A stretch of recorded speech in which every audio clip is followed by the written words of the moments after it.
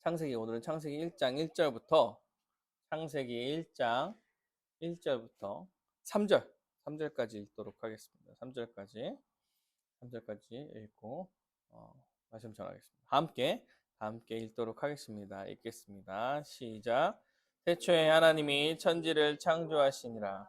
땅이 혼돈하고 공허하며 흑암이 깊음 위에 있고 하나님의 영은 수면 위에 운행하시느니라. 하나님이 이르시되 빛이 있으라 하시니 빛이 있었고. 아멘. 사실 뭐 빛이 있으라 하나님이 이르시되 여기까지만 좀 보려고 합니다. 오늘부터 창세기 강의를 좀 시작하려고 합니다. 계획을 세웠고 뭐 어느 정도까지 하겠다, 어느 정도면 끝내겠다 이렇게 생각은 하지만 사실 뭐 준비를 하다 보면 또 어떻게 될지 모르겠어요. 얼마나 오래 걸릴지. 때로 본문을 이제 때로 되게 길게 볼 수도 있어요. 설화체라서 막 한 장, 두 장씩 내용을 살펴봐야 될 수도 있어요. 뭐 족보 같은 거는 뭐 할 얘기가 많지도 않은데 한 장 막 이렇게 있거든요. 그러니까 그래서 뭐 긴 이야기는 또 창세기니까 좀 길기도 하고 짧은 이야기는 짧기도 하니까 예. 이게 어떻게 얼만큼 잘 진행될지 잘 모르겠지만 여러분 창세기 강해를 하는 기간에는 그래서 사실 본문을 다 못 읽을 경우가 좀 생길 수도 있습니다. 그러니까 한 주 설교가 끝나면 그 다음 주 본문을 그냥 한 장, 두 장을 한 장, 두 장 정도는 한 주에 뭐 읽는 거 어렵지 않잖아요. 한번 읽어보시면 어떨까?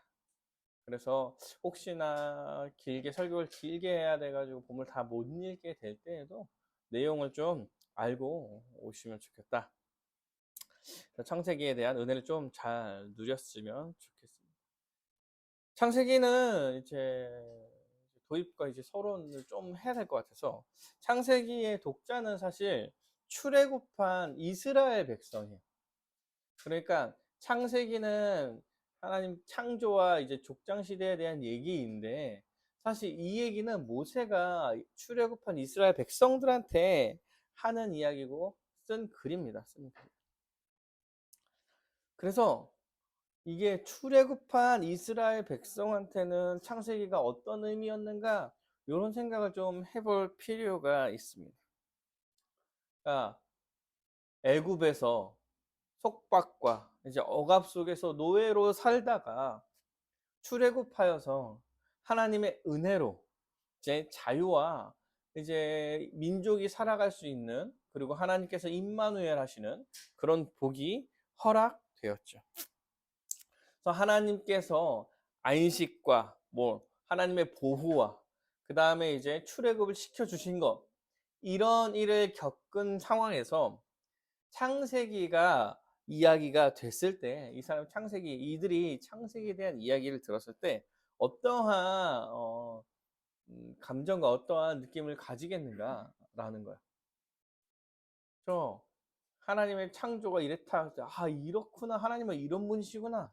그리고 아브라함부터 하나님께 선택하셔서 뭐 이삭과 야곱과 요셉의 스토리를 쭉 들어보면서 실제로 자신들의 이제 역사 가운데 이제 민족의 역사 가운데 있었던 일들이잖아요.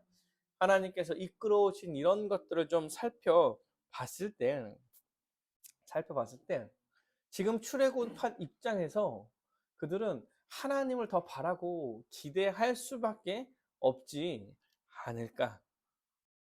그래서 어떻게 우리를 이끌어 가실까? 어떻게 하나님께 기대어 살아갈 수 있을까? 이렇게 생각하면서 모세가 해준 그 창세기의 이야기가 아주 소중하게 들렸을 거예요. 맞죠? 역사 가운데 우리의 선조들이 이렇게 하나님이 이런 분이시고 이렇게 이끌어 오시고 지금 여기까지 온 거야. 그 약속하신 거 이루어 주셨잖아. 아, 하나님이 정말 이렇게 위대하신 하나님이시구나. 근데 많은 광야에서 어려움이 있을 텐데 그 어려움 가운데서도 위로받고 힘을 받고 또한 기대, 큰 산이 생기는 거죠. 그래서 그러한 느낌으로 한번 말씀을 잘 살펴봤으면 좋겠습니다. 창세기는 크게 그래서 네 개로 좀 분리해서 생각해 볼 수 있어요. 하나는 1장부터 11장까지 해서 이제 원시 역사라고 얘기합니다. 원시 역사. 인간 창조하시고 하나님께서 인간들이 어떻게 살아가는지 원시 역사에 대해서 좀 다룬다면 12장부터는 이제 하나님께서 아브라함을 부르셔서 이제 아브라함과 언약하시고 아브라함을 이끌어온 스토리. 그래서 아브라함과 얘기가 끝나면 이제 이삭과 야곱에 대한 이야기가 나오죠. 족장은 야곱까지예요. 야곱까지가 족장이고 야곱의 자녀로 12지파가 생깁니다. 그래서 야곱의 큰 이야기 안에 요셉의 이야기가 하나 껴 있어요. 그렇죠? 그래서 크게 네 가지로 나누면 원시 역사와 아브라함과 그 다음에 이삭과 야곱 그리고 요셉과 유다의 이야기가 좀 나뉘게 돼요. 크게 네 개로 좀 살펴볼 수 있습니다. 누가 중요하냐? 아브라함이 사실은 성경 전체에서 너무 중요한 인물이에요. 족장 시대에는 야곱이 되게 중요한 인물이기도 합니다. 그래서 되게 막 중요도는 아브라함과 야곱에 많이 있긴 해요. 우리 한국 사람들은 이제 요셉을 좋아하죠. 꿈꾸고 요셉이 뭔가 잘 된 것 같고. 야곱 친구 중에 야곱 있었어요. 야곱 거의 본 적 없죠. 요셉은 본 적 있어요. 네. 야곱이라는 사람이 그렇게 이제 참 멀리하고 싶은 그런 사람인데 실제로 성경에서는 창세기에서는 야곱이 굉장히 중요한 인물이에요. 그래서 그러한 사람에도 불구하고 하나님께서 은혜를 베푸시는 민족을 이끌어 가시는 그런 부분과 야곱에게 은혜를 베푸신 게 얼마나 큰지를 좀 살펴볼 수 있어서 사실 야곱이 보통 이제 우리랑 거의 비슷해요. 제일 비슷한 사람이지 않을까. 그래서 야곱의 이야기가 아주 중요하다. 그래서 좀 이런 것을 중심으로 좀 크게 바라보면 될 것 같아요. 그러니까 아브라함을 부르시고 아브라함을 족장으로 세운 것부터 그 다음에 이삭과 야곱까지. 그리고 야곱의 아들로 이제 요셉이 있는 거고 야곱의 아들로 12지파가 생기는 거고 이제 이스라엘 민족이 야곱의 아들로부터 펼쳐지는 거야. 이런 식으로 되는 거야. 요셉은 이제 애굽에 먼저 보낸 이스라엘 백성을 살리기 위해서 이스라엘 백성 만들기 위해서 먼저 보낸 아주 신실한 사람인 거죠. 이 정도로 좀 생각해 볼 수 있어요. 그래서 이제 이제부터 우리가 배우는 게 원시 역사이죠. 원시 역사. 이제 몇 주간이 될지 모르겠어요. 11장까지는 그래도 봐야 되니까. 그래서 원시 역사부터 좀 차례대로 살펴보고 또 아브라함이 오면 또 아브라함부터 또 다시 좀 생각해보고 이렇게 하면 될 것 같습니다. 창세기 1장 1절부터 11장 32절까지가 이제 원시 복음에 대한 얘기예요. 하나님 나라의 기원과 여자의 후손과 뱀의 후손의 계보들이 좀 나타나 있는 게 이제 창세기 1장부터 11장 32절까지의 이야기입니다. 그러니까 하나님께서 하나님 나라를 만드시고 우주 만물을 만드시고 하나님의 형상에 따라 자녀를 만드시고 그리고 그들에게 복을 허락하시고 그들과 함께 하려는 이야기로부터 시작해서 인간의 타락과 그 타락의 역사가 또 쭉 계속돼요. 사람이 하나님께 불순종하여서 타락했고 저주받고 하나님 나라에서 쫓겨나 이제 뱀의 후손과 그 다음에 그럼에도 불구하고 하나님께서 은혜로 구원해 주시고 하나님께서 은혜로 살펴주신 이제 하나님 나라 이게 여자의 후손 그 큰 족보 두 개가 이렇게 흘러가는 거예요. 창세기 3장 이후에 4장에 아담의 아들로 누가 나오죠? 아담의 아들이 누구지? 기억이 안 나네? 갑자기 기억이 안 나네? 에서. 왜 계속 가인과 아벨 맞죠? 근데 지금 가인과 아벨이랑 지금 야곱이랑 지금 헷갈리는 것 같아요. 지금. 가인과 아벨이 나오죠? 가인과 아벨이 나오고 아벨이 죽죠. 아벨이 죽고 이제 가인의 후손과 하나님께서 아벨 대신 준 셋의 후손 얘기가 크게 펼쳐지는 거예요. 그래서 인간의 발전과 함께 무너져가는 가인의 후손 이 이야기와 그래서 홍수로 심판받는 그 백성들의 이야기와 그 가운데서도 하나님께서 내 백성을 지켜가려는 셋과 그 다음에 노아의 가족들을 통해서 크게 두 가지의 이제 흐름의 이제 족보가 나타나는 게 이제 창세기 11장 32절까지의 이야기입니다. 그래서 오늘은 그 시작점에 이제 창조, 하나님께서 만물을 창조하시는 부분에 대해서 조금씩 살펴보려고 합니다. 이제 창조를 살펴보려고 하면은 이제 약간 언급해야 될 상황이 조금 있어요. 이제 창조와 이제 과학과의 관계.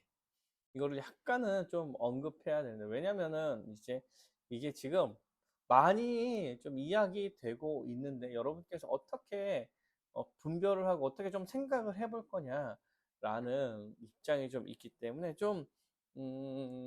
과학과 이제 창조에 대한 얘기를 조금 관계를 좀 해보려고 합니다. 여러분, 과학이라는 것의 발전과 과학적 사고, 뭐, 이런 얘기를 할 때, 과학은 좀 이제 오랜 세월 동안 뭐 생성됐다라기보다는 사실은 과학적 사고는 이제 최근 거야. 생각보다 최근 거죠. 이제 과학 이제 진화를 기반으로 이제 생성된 거예요. 사실 진화와 이제 이성이 발달하면서 이제 뭐 보이는 것과 이제 과학적 사고에 의해서 근거를 찾을 수 있는 것, 요런 것들이 발전하면서 과학과 이성이 훅 우리의 문화 가운데 들어오게 된 거예요. 그래서 하나님의 그 전까지는 하나님의 통치, 뭐 이런 얘기가 많았고, 근데 이제 그 이후로 눈에 보이는 것, 증명해 갈 수 있는 것, 자연적인 규칙대로 움직이는 것, 요런 것들이 아주 중요하게 됐으며, 그렇게 논리적으로나 우리가 흔히 말하는 논리적으로나 과학적으로 증명을 할 수 있는 것만이 공적이다 라는 것이 좀 여겨지는 시대예요. 시대. 역사가 그렇게 오래되지 않았어요. 사실은 그 전까지는요, 과학자가 신학자였고 의사였고 정치가였어요. 실제로 되게 많은 의학이나 과학자들이요, 실제로 신학자였어요. 그 전까지는 다. 그 이후에도 사실은 신학자와 이게 겸해서 한 사람 많죠. 뭐 대표적으로 뭐 슈바이처 이런 사람들은 신학자이면서 의사예요. 그 텔레비 보니까 그 누구야, 찰스 다윈도 신학자라고 얘기는 하긴 하더라고요. 네. 그래서 사실은 그 전까지는 공부를 할 수 있는 사람이 많지 않아요. 귀족들이나 공부를 할 수 있겠죠. 그리고 대부분 그들이 일찍 공부를 시작해요. 그래서 10대 때 거의 대학을 가고 막 그래요. 칼빈이 26살 때 기독교 강요를 1차 탈고를 했죠. 일자로 썼죠. 그러니까 26살 정도 되면 집대성한 사람들이 등장을 해. 어느 부분에서. 그러니까 이제 그렇게 공부하는 사람들이 철학자이기도 하고 신학자이기도 하고 과학자이기도 하고 의사이기도 했던 시대였어요. 그 전까지. 그리고 시대가 발전하면서 그 과학을 좀 더 깊이 신학을 깊이 하니까 분야별로 좀 더 나눠져 가고 있는 거죠. 그래서 어느 순간 지나면서 신학이라는 게, 신앙이라는 게 개인적 분야로 좀 치부되기 시작했어요. 주관적인 거야, 이거는. 객관적인 게 아니야. 공적인 게 아니고 사적인 분야야. 약간 이런 식으로 설명되기 시작했어요. 왜냐하면 이적과 기적이라는 게 생겨가면서 공적인 것이 아니다. 이런 일은 있을 수 없다. 이러한 주장들 때문에 그런 거죠. 그래서 이제 교회와 신앙은 과학과 뭐 별개인 어떤 개인적 영역 쪽으로 좀 바뀌어 나가요. 근데 실제로 그렇지 않아요. 그렇지 않습니다. 예. 여러분 유명한 과학자들 중에 신자들이 많습니다. 이게 양심적으로 왜? 양심적으로 그렇게 할 수밖에 없는 게 여러분 그 유명하군 과학자들, 유명한 의학 박사들 뭐 이런 사람들이요. 세상에 대해서 일부밖에 모른다는 인식이 사실이 있어요. 본인들한테. 음. 연구를 하면 할수록 알 수 없고 놀랍고 설명할 수 없는 일들이 많아요. 그러니까 실제로 두 부류로 나뉘게 돼요. 어떻게 되냐면 신이 있다라고 인정하는 사람들. 그래서 그 기반으로 과학을 하는 사람들과 지금까지 내가 공부했던 것을 부정할 수 없으니 그것들을 다 그냥 부정하려고 이야기하는 그냥 부류로 그냥 나누게 돼요. 그래서 부정하려는 부류들은 계속 창조를 밀어내려고 하죠. 창조를 밀어내고 진화와 뭐 빅뱅 약간 이런 것을 중심으로 설명을 해야 지금까지 내가 쌓아왔던 과학적 사고의 기초가 거기서부터 오는 거여 가지고 버리지 않을 수 있게 돼요, 그냥. 그렇다 보니까 이제 이런 일들이 있는 거예요. 그런데 창조와 과학은 함께 갈 수 있어요. 하나님께서 세상을 창조하셨고 대리로 사람을 통하여 대리로 이 세상을 통치하게 하셨으며 발전해 갈 수 있는 사명을 우리에게 허락하였어요. 생육하고 번성하고 충만하고. 그래서 사실은 발전해 가면서 하나님께서 만드신 법칙을 발견하고 기뻐하고 뭐 이럴 수 있는 거예요. 그러니까 실제로 과학이 발전된다는 얘기는 하나님이 부정된다는 얘기가 아니라 하나님께서 만드신 하나님께서 만드신 원래 만드셨던 그 법칙들을 발견해 내는 그냥 과정이다. 예. 또 어떻게 보면 하나님을 더 높일 수 있는 기회가 될 수 있죠. 예. 그래서 정말 각 교회에 공부 잘하시는 분들 과학계로 진출하면 어떤가 이런 생각 많이 해보죠. 예, 제일 공부 잘하는 사람을 목회를 시키고 그 다음 잘하는 사람은 과학자로 우리는 없을 것 같긴 한데 그래도 이렇게 과학자로 가면 신앙으로 살아온 사람들이 창조에 대한 믿음을 가지고 과학을 훨씬 더 여러분 창조에 대한 믿음을 갖고 과학에 뛰어들면요 더 많은 변수를 그냥 받아들일 수 있어요. 더 많이. 이래도 하나님께서 할 수 있는 거라서. 그래서 해보고 실험하고 이런 법칙들이 있겠구나 이런 것들이 있고 발견하게 되면 더 같이 갈 수 있는 거예요. 그래서 이게 같이 발전할 수 있고 같이 갈 수 있는 문제다. 너무 이게 이분법적으로 과학은 아니고 뭐 신앙만 가져간다던가 아니면 학교에서 배우는 뭐 어떤 과학 때문에 신앙을 버려간다는가 이런 일이 없으면 좋겠다라는 생각을 좀 해봅니다. 해봐요. 네. 과학이란 건 사실 진리가 아니어가지고 진리가 아니어가지고 그래서 이게 다 관련이 있다. 근데 다만 여러분 성경은요 과학을 하나하나 다 논증하고 증명하기 위해서 쓴 책이 아니라는 사실을 좀 아셔야 될 것 같아요. 우리가 살펴본 창세기의 창조 부분이요. 지금까지 발견된 과학을 증명해 내려고 쓴 책이 아니라는 사실이 되게 중요해요. 우리가 가져야 될 하나의 시각인 거예요. 성경은 하나님의 계시이고 하나님께서 자기를 나타내시려고 하는 거지 어떠한 과학적 사실을 증명해 내려고 쓰는 게 아니에요. 그래서요. 성경을 갖고 성경 어떤 부분을 가지고 이거는 과학적으로 말도 안 되는데 했을 때 그래도 말이 되게 만들어 보려고 막 이럴 필요가 없어요, 없어. 하나님이 어떠한 분이냐? 하나님이 세상을 창조하신 분이야. 그냥 이렇게 선언하고 알려주시려는 거예요. 그 안에 세세하게 뭐 하나를 다 맞춰가지고 이야기하려고 하는 게 아니에요. 그래서 하나님은 성경으로 과학의 규칙들을 증명해내거나 설명해내지 않습니다. 왜냐하면 책의 목적이 그런 게 없기 때문에 그래요. 그런 걸 목적으로 쓴 책이 아니기 때문에 그래요.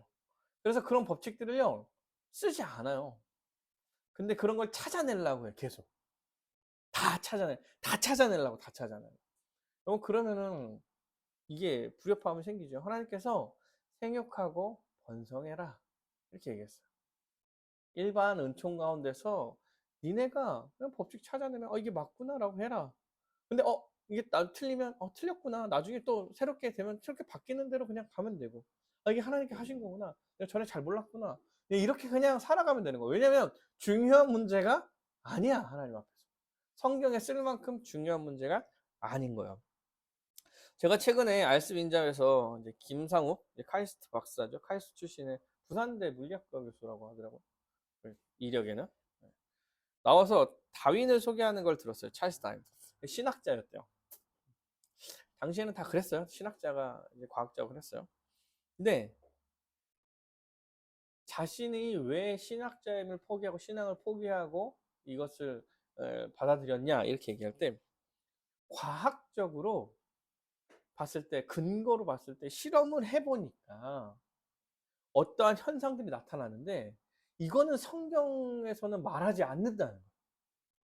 성경은 그걸 설명하지 않는다는 거예요. 그럼으로써 여러분 성경이 설명을 안 해요 원래. 성경 그런 거를 위해서 쓰지 않았어요. 그래서 다윈이 신앙을 버렸다라고 이야기를 하더라고요. 유명한 과학자가 한국에서 유명한 과학자가 아주 유명한 과학자를 소개하면서 그 사람이 신학자이기도 했대요. 근데 성경에 그런 과학적 내용이 안 나오기 때문에 과학과 약간 반대되는 내용이처럼 여겨지셔서 안 믿었다 이렇게 이야기한다고 말해요. 그럼 성경은 과학을 증명하려고 쓴 책이 아니라니까요. 이 사람이 신학자인가 저는 신학자라고 얘기하는 것 자체가 신학을 아는 사람이 왜 이런 소리를 하지? 이런 생각이 들었어. 그래서 되게 초등학생들이 하는 질문들이나 하는 의문을 갖고 신앙을 버린 거예요. 근데 이 얘기를 하이스 출신의 박사가 얘기하니까 되게 신뢰가 있는 것처럼 들리더라고요. 제가 생각하기엔 초등학생도 그렇게 안 할 것 같은데 이런 생각이 드는데 그런 생각은 초등학생이나 하는 거 아닌가? 이런 생각인데 이게 그렇게 느끼더라고요. 그럼 성경은 과학을 설명하는 목적이 없어요? 아예 없어요. 아예 없어요. 하나하나 증명하지 않아요. 여러분 성경에서 과학을 하나하나 증명하려고 했다고 생각을 한번 해보세요. 하나님께서 만든 모든 규칙과 법칙을 성경에 설명하려고 했다고 생각을 한번 해보세요. 책이 얼마나 나와야 될 것 같아요. 응? 뭐 만류 인류의 인력의 법칙 뭐 이런 거 하나 하려고 해도 엄청 설명해야 될 거 아니에요. 근데 모든 법칙을 다 설명하자고 성경에서 내야 된다고? 여러분 평생 읽어도 못 읽을 만한 책이 나와야 되지 않을까요? 알 수 없어요. 알 수 없어. 하나님은 그런 걸 증명할 이유가 없는 거야. 없어. 그래서 성경에 그런 얘기를 쓰지 않아요. 증명할 수 없는 게 아니라 증명할 필요가 없는 거예요. 설명을 못 하시는 게 아니라 우리의 이해 수준에서 책을 썼을 때 평생 못 읽어요. 평생 못 읽어. 그럴 정도의 책을 써야 되냐. 하나님과의 관계와 하나님과 복을 누리는 것도 아주 여러분 성경이 지금도 여러분 되게 두껍다고 생각하지 않아요? 읽기 지금 어렵다고 생각하지 않습니까? 네. 그런데 이걸 다 설명한다고 생각하면 말도 안 되죠. 진리, 하나님에 대한 진리만 써놓은 책이에요. 과학은 지금 얘기하면 사람들이 생각하는 과학은 진리가 아닙니다. 진리가 아니에요. 제가 최근에 명왕성 얘기를 듣고 아 진짜 과학은 진리가 아니고 변하는 거구나 라는 생각을 좀 했어요. 기준이 바뀌니까 옛날에 행성이라고 여겼던 것을 그렇게 여기지 않잖아요. 서인이가 배운 거와 제가 배운 게 다른 거야. 달라. 과학이 달라졌어. 왜요? 내용이 달라졌으니까. 그리고 그 만유 인력의 법칙 이거 되게 중요하잖아요. 네? 그 분자 단위까지 가면요 적용이 안 된다고 그래요. 그래서 이게 좀 요새는 바뀌려고 한다고 네? 과학을 전공하신 그 윤대근 목사님께서 저에게 말씀해 주신 한 부분입니다. 다 설명해 주셨는데 무슨 얘기인지 잘 모르겠어. 무슨 얘기인지 잘 모르겠는데 하나 이해한 거는 분자 수준에 갔을 때는 적용이 되지 않는데 그 법칙 자체가. 그래서 그걸 좀 수정해야 되는 시기가 왔다고 얘기를 하더라고요. 모르겠어요. 그냥 들은 거니까 모르겠어요. 하여튼 과학은 그렇게 변해 가는 거예요. 새롭게 발견되면 발견된 법칙으로. 진리가 아니야. 진리가 아니다. 설교 말씀을 가지고 이제 설교 말씀은 사실 우리가 하나님 앞에 어떻게 살아야 되는지 말씀은 하나님과의 관계가 우리가 어떠한지 하나님은 어떤 분인지 이런 얘기를 하려는 거다. 그래서 하나님의 영광을 이야기하는 것만으로도 충분하다. 여기까지가 서론. 서론이에요. 길게 안 할 거야. 그래서 3절까지 딱 잡은 거죠. 서론. 그래서 여러분 그 제가 이런 얘기를 하는 이유는 두 가지를 기억하셔야 돼요. 과학과 창조가 따로 가지 않습니다. 이게 왜냐면 여러분이 자녀를 키울 때 나중에 혹시나 키울 때 학교에서 배우는 과학은 질환론의 기초에서 발전된 과학이에요. 근데 성경은 창조를 가르치죠. 그래서 이게 무조건 부딪힐 거라고 생각하는데 아니 그렇지는 않아요. 그래서 그냥 잘 배우게 하시면 돼요. 그리고 창조에 대한 얘기도 잘 해주세요. 그리고 나이가 먹고 자기가 판단해 나가면 되는 거예요. 그게 진리에 대한 이야기, 그리고 구원에 대한 이야기가 아니잖아요. 창조를 믿게 하시면 돼요. 믿게 하시면 돼요. 믿게 하시면 됩니다. 두 번째, 누군가가 성경에 그런 게 나와 있지 않다고 얘기한다면 여러분 성경은 그런 얘기를 하려고 쓴 게 아니라는 거. 그래서 누가 근거를 막 성경에 어떤 거는 뭐 이게 과학적으로 말도 안 되는 얘기다. 뭐 해를 멈췄는데 해를 멈췄죠. 하나님께서 한번 기억하시지 뭐죠? 전투에서 손 들고 있으면 멈추고 손 내리고 이런 것도 있잖아요. 그래서 해를 멈추게 해서 싸움을 계속 이기게 하시는 그렇죠. 그래서 해를 멈추는 그 시간을 계산해 가지고 실제로 그때 그 해가 멈춰 가지고 막 뭐가 생기고 뭐 여러분 이런 거를 굳이 뭐 생각할 이유가 없어요, 우리는. 해를 멈추고 하나님께서 그 과학을 어떻게 하려고 하신 게 아니야. 해를 멈추고 나서 원래대로 그러면 못 돌려 보내신 하나님이? 약간, 약간 이 얘기들은 하나님이 뭔가 하고 나서 어떻게 못 하시오. 그러니까 그런 식으로 했다. 아니, 뭐랄까, 하나님이 그 시공간에 갇혀있지 않으시죠. 시공간에 갇혀있지 않으시죠. 그래서 하나님이 하시는 모든 일은 별개적 일이에요, 별개적 일. 그래서 그냥 성경에 어떤 내용이 과학적으로 안 맞다 이런 얘기는 되게 웃으면서 넘어가고 웃긴 얘기다. 그냥 이렇게 생각하시면 되지 않을까. 두 가지를 좀 생각해 보라고 말씀해 드린 거예요.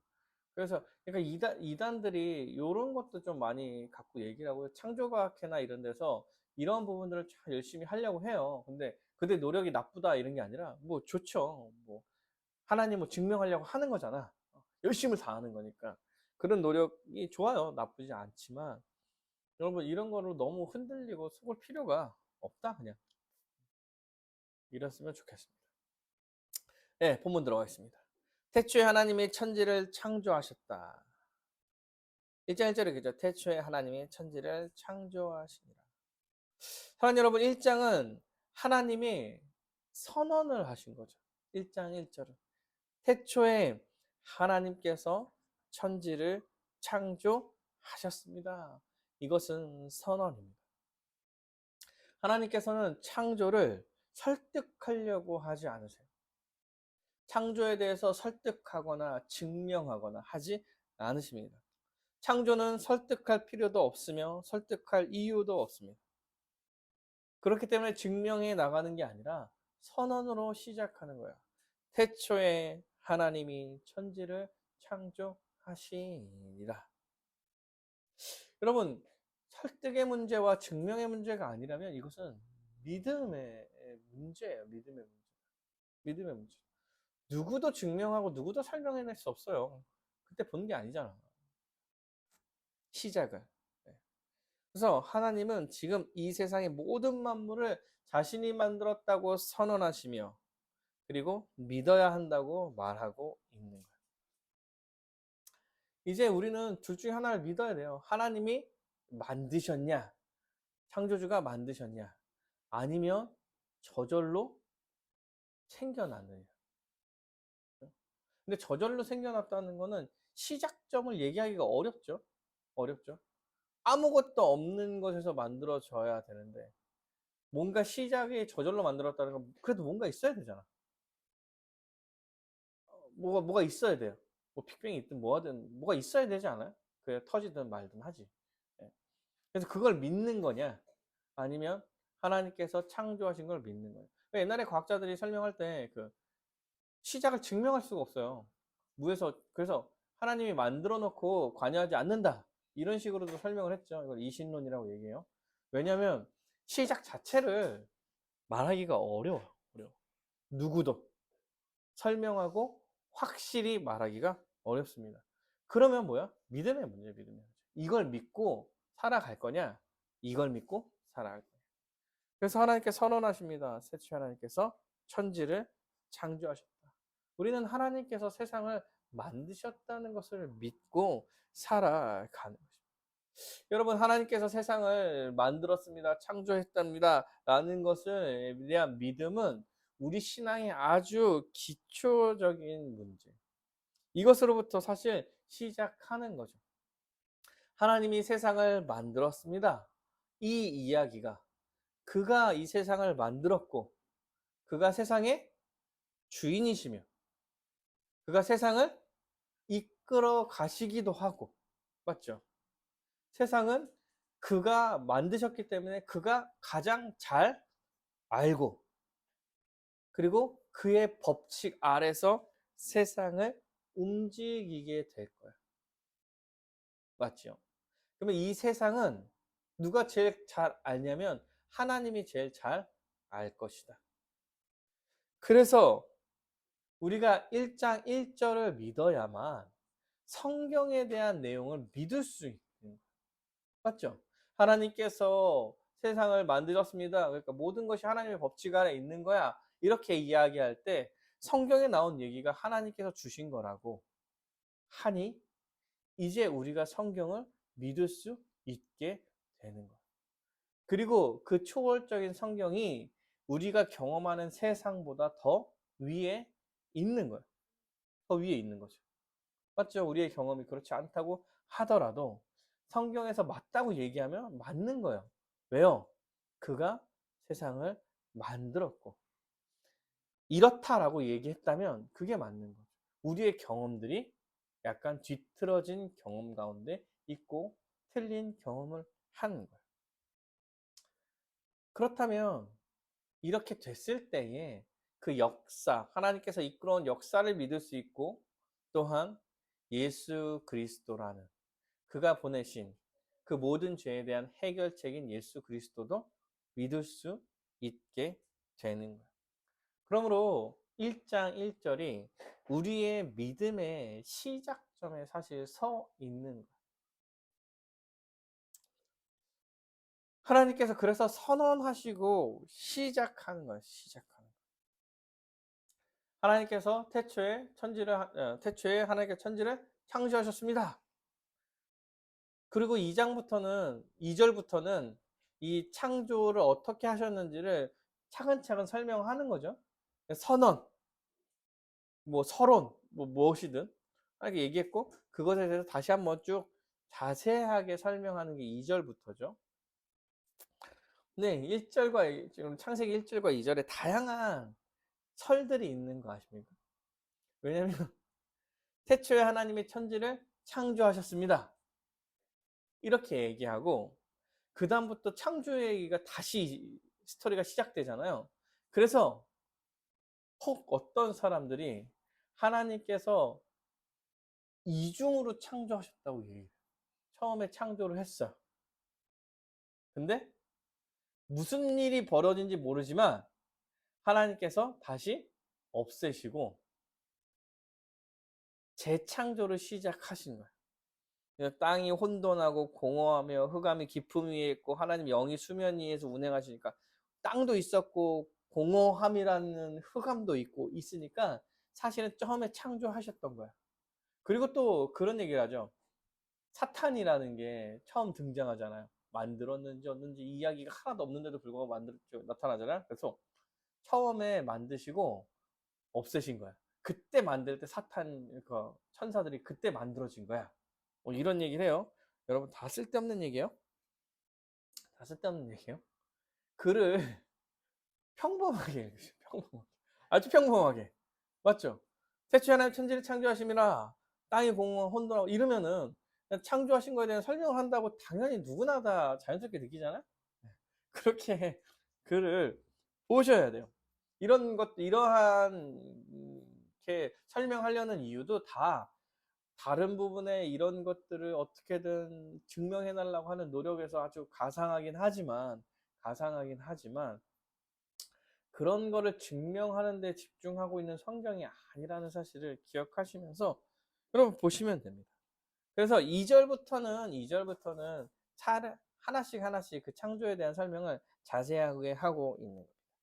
땅이 혼돈하고 공허하며 흑암이 깊음 위에 있고 하나님의 영은 수면 위를 운행하시느냐. 이것 때문에도 말이 많아요. 흑암이 원래 있었던 거 아니냐. 땅이 혼돈하며 그러면 땅이 원래 있지 않냐. 근데 무에서 창조했다고 이렇게 얘기할 수 있느냐. 여러분 하나님께서 무에서 유로 창조하시는데 설명을 해야 되잖아요. 여러분이 이해할 수 있게. 그래서 여러분의 방식 가운데서 설명하시는 거죠, 그냥. 그래서 혼돈하고 있다는 건 질서가 없다는 얘기예요. 뒤엉켜 있는 거잖아. 많이 뒤엉켜 있는 거. 공허하는 건 아무것도 없는 무의 상태를 이야기하는 거죠. 여러분, 질서가 없는 상태에서 질서를 만드셨고 아무것도 없는 상태에서 무엇인가를 있게 하신 거예요. 상상을 한번 해보십시오. 상상을. 여러분 무에서 유로 창조하셨다고 상상할 때 무를 어떻게 상상하십니까? 눈을 감고 한번 상상을 해보세요. 무를 상상할 때 어떻게 상상할 거예요? 아무것도 없는 까만 공간을 상상하시겠죠? 보통? 그러면 까만 건 있는 거잖아요, 여러분. 아무것도 없는 까만 공간이 있는 거라니까? 이렇게 얘기하니까 하얀 것도 생각해. 하얀 것도 공간이 있는 거잖아요. 여러분. 우리는 아무것도 없는 상태를 눈으로 볼 수가 없고 본 적이 없어요. 사실 그래서 상상할 수가 없습니다. 아무것도 없는 상태에 상상할 수가 없어요. 상상을 해야 우리가 상상하는 그 정도예요, 그 정도. 그 정도에 있으니까 이렇게 표현하는 거죠. 흑암이 깊은 위에 있었다. 세상은 아무것도 없는데 삼위 하나님만이 존재하고 계셨어요. 근데 그 아무것도 없는 데서 하나님께서 유로 무엇인가 있는 것으로 창조를 해냈고 그 창조한 것들이 이게 질서를 부여해서 스스로 잘 이끌어서 돌아갈 수 있게도 해 주신 거야. 물론 하나님께서 통치하시고 여전히 다스리시고 여전히 관여하시지만 없는 데서 있는 것을 만들고 없는 질서에서 질서를 부여하셨다는 거야. 여러분, 그러면 우리가 두 가지를 좀 생각해 볼 수 있습니다. 어떤 생각을 해볼 수 있냐면요. 하나님이요, 아무것도 없는 상태에서 계셨던 분. 우리는 사실 상상도 하기 어려운 거죠. 아무것도 없는 상태로 어떻게 상상해? 본 적이 없는데. 우리는 여전히 물질과 시간과 공간에 매여 있는 사람들이에요. 근데 아무것도 없는 상태에서 하나님께서 무엇인가 만들었어요. 사랑하는 여러분, 하나님은 그 공간과 시간과 유적인 것에 매여 있는 분이 아니세요. 왜요? 만들어내시고 그 전에도 계셨던 분. 그래서 그 유한한 공간에 들어가 계시는 분이 아니십니다. 하나님을 설명할 때 이 유한한 공간의 어떤 것과 유한한 개념의 어떤 걸로 설명하기가 어려워요. 이것도 생각하기가 어렵죠. 공간과 시간과 어디에 매여 있지 않는 분이세요? 라는 것 자체도 우리는 생각하기가 되게 어려워요. 근데 그 모든 것을 하나님께서 만드신 거야, 만드신 거야. 우주 만물부터 작은 생물 하나까지도. 보이지 않는 세계와 보이는 세계, 영적인 세계 모든 것도 하나님께서 다 만들었어요. 그러나 하나님은 그 안에 매여 있지 아니하신다. 그러니까 과학이 아무리 설명을 해도 하나님은 그 안에 안 들어가 있어요. 죽었다 사람이 살아날 수 없습니다. 하나님 그 안에 없다니까. 미래에 하나님께서 우리가 이럴 줄 아셨으면 하나님께서 어떻게 하셔야 되니까. 하나님은 그 시간 안에 없다니까요. 시간 안에 관여해 있지 않아요. 하나님은 과거에도 지금도 미래에도 한순간에 계세요. 이게 무슨 얘기인지 아시겠어요? 나도 몰라요.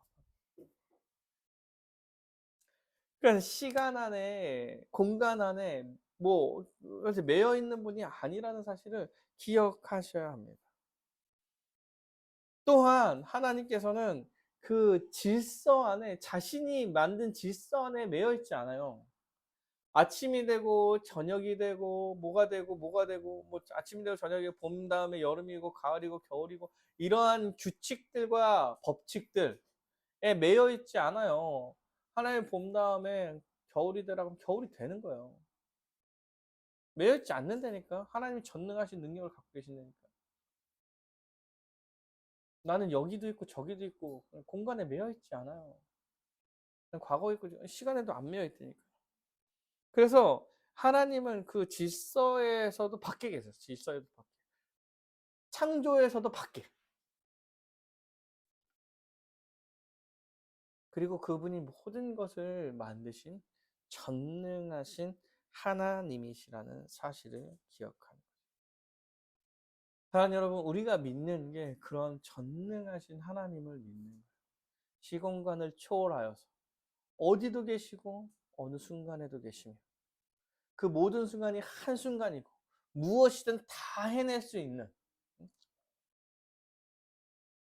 태양이 멈추면 공간이 어떻게 자전이 어떻게 돼서 막 이게 뭐 해일이 뭐 올라가고 막 세상이 망합니다. 하나님 멈추면 안 망해, 안 망해. 거기 안 매여 있다니까요. 음. 순간을 삭제하면 되는 건데 뭐 그게 무슨 상관이에요. 하나님은 거기에 매이는 사람이 아니에요.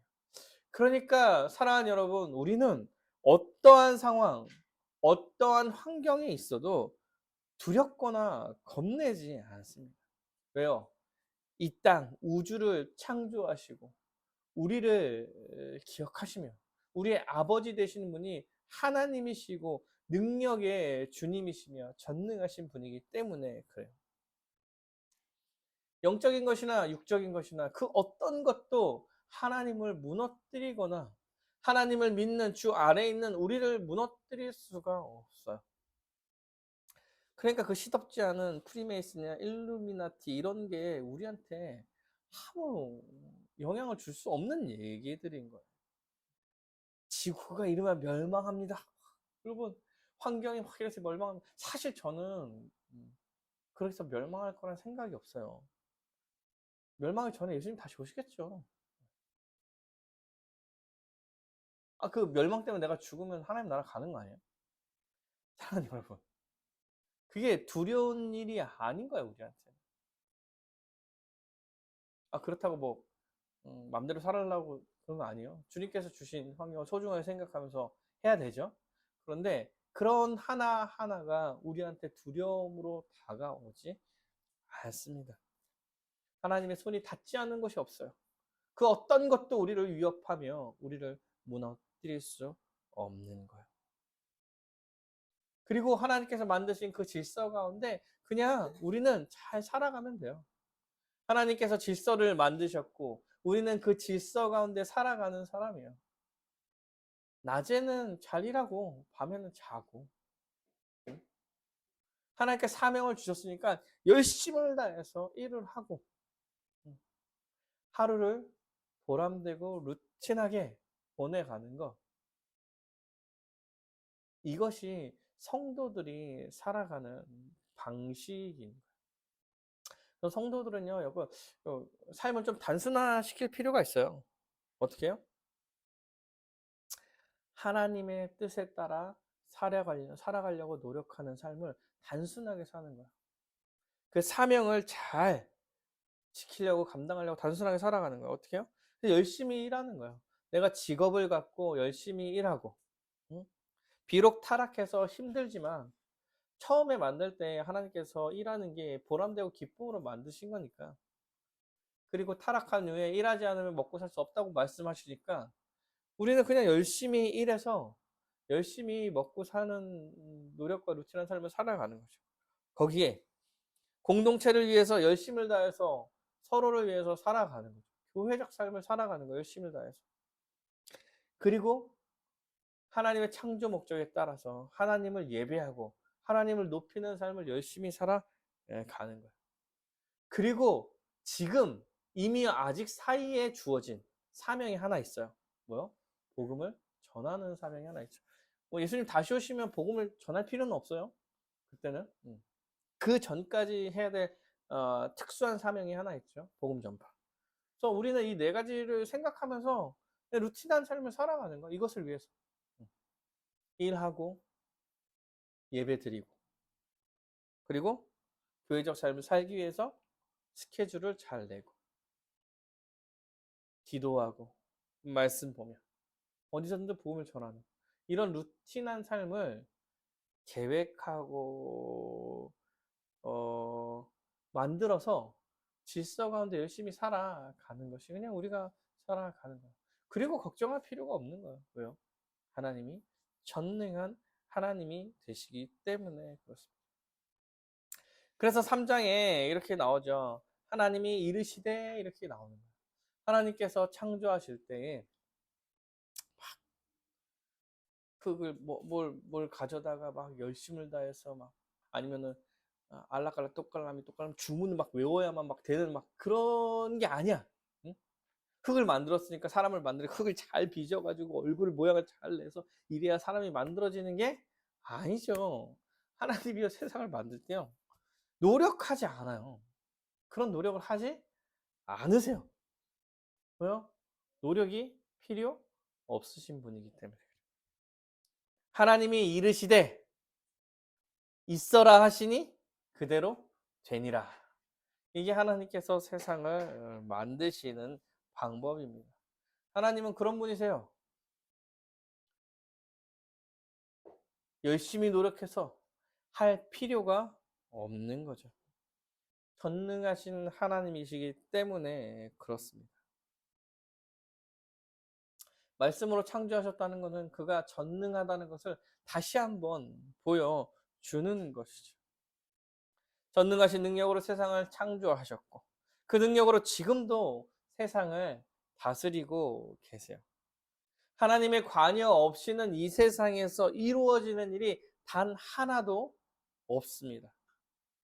하나님은 이 땅에서 못하실 일이 없으세요. 못하실 일이 없으세요.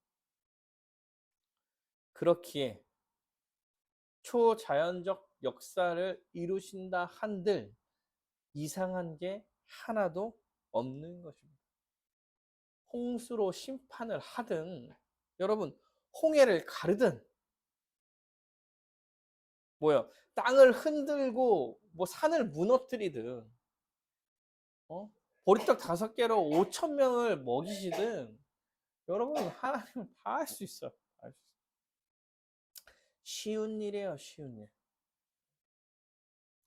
이런 일이 있느냐, 없느냐, 있을 수 있냐, 없느냐. 우리는 이런 것에 의미 없는 질문들, 우리한테. 하나님은 그런 전능하신 하나님이시고. 근데 가장 좋은 사실은 그런 하나님이 지금 우리의 아버지가 되신다는 얘기죠. 그래서 우리는 안전하게 보호받고 하나님 나라의 복된 삶을 살게 되는 것입니다. 다 하나님의 것이기 때문에 또 부자죠. 우리 아빠 부자죠. 이런 얘기 그냥 쉽게 쉽게 할 때 우리 아빠가 다 가지고 계시는 거예요. 우리가 헌금을 할 때 마음이 그런 거 아니겠습니까? 내 모든 것이 주의 것임을 고백하며 내 것을 가지고 교회와 함께 살아가길 원하며 헌금을 하는 거예요. 갖고 나오는 거예요. 아깝거나 아이고 내면 힘들 이러지 않아요. 왜요? 하나님께서 그 인생을 지켜가실 거라는 것을 믿기 때문에 그런. 응? 이것을 낸다고 무너지고 받지 않는다는 믿음의 고백을 하는 거예요. 왜냐하면 돈이 진짜 믿음을 흔들 수 있는 되게 큰 유일한 의인화된 물질이죠. 하나로 얘기하죠. 예수님과 대적하는 유일한 물질로 성경에서 표현하는 게 돈이거든요. 돈. 의인화 시켜서. 그러니까 우리가 훈련하는 거잖아요. 내가 이걸 섬기지 않는다. 주님께서 다 해주실 수 있다. 하면서 헌금 내면서 예배를 드리는 거죠. 주님 앞에. 주여 모든 것이 주의 것입니다. 주님께서 나를 지키고 보호하시고 내가 누구에게 기대어 사는 사람이냐면 주님께 모든 걸 맡겨 기대는 사람입니다. 라는 고백을 하는 거겠죠. 어떠세요? 어떠세요? 창조주 하나님의 의지가 되지 않습니까? 우리 하나님이 이런 분이라는 사실 여러분 믿고 사셔야 돼요. 그래서 여러분의 평안이 어떤 평안이냐면 예수 그리스도로 인하여서 이제 하나님의 자녀가 되었잖아요. 하나님의 자녀가 되었다는 평안함 가운데서 사셨으면 좋겠습니다. 이 땅에서 살 때 여러분을 어떻게 해 갈 사람이 없어요. 어떤 영적 존재도 우리를 무너뜨릴 수 없습니다. 이건 고난이 없다고 얘기하는 게 아니에요. 어떤 것도 우리를 무너뜨리며 우리를 하나님의 자녀로부터 끊어낼 것이 없다는 사실을 믿고 하나님의 창조 가운데 살아가는 여러분이 되시기를 간절히 바라겠습니다.